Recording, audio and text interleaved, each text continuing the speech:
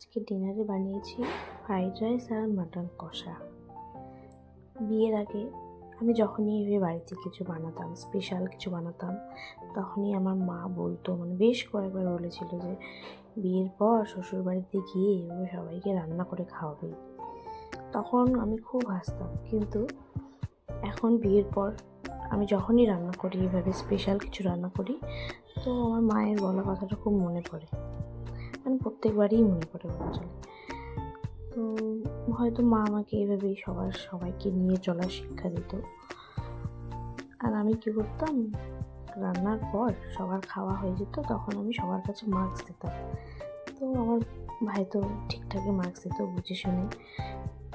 আর আমার মা সবসময় 10-এ 10, কারণ আমি যে রান্না করি সেটাই মার কাছে বিশাল একটা ব্যাপার। আর বাবা তো এমনভাবে প্রশংসা করতো যেন আমি পৃথিবীর বেস্ট কুক হয়ে গেছি।